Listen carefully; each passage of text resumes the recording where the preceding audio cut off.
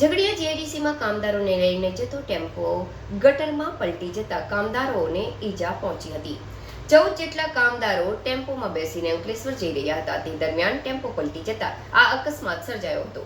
ઈજાગ્રસ્તોને અંકલેશ્વરની ખાનગી હોસ્પિટલમાં ખસેડવામાં આવ્યા હતા।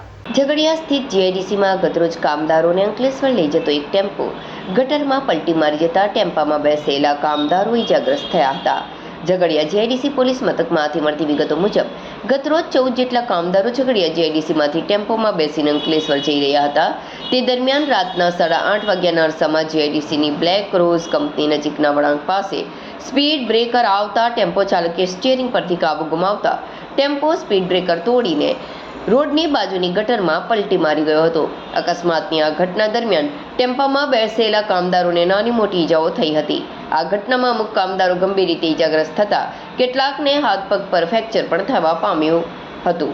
ઈજાગ્રસ્ત કામદારોને સારવાર માટે અંકલેશ્વર લઈ જવાયા હતા। અકસ્માત સંદર્ભે પરશુરામ શ્યામદેવ યાદવ હાલ રહે અંકલેશ્વર અને મૂળ રહે બિહારના એ ઝઘડિયા જીઆઈડીસી પોલીસમાં ફરિયાદ લખાવતા પોલીસે ટેમ્પો ચાલક વિરુદ્ધ ગુનો નોંધી કાયદેસરની કાર્યવાહી હાથ ધરી હતી।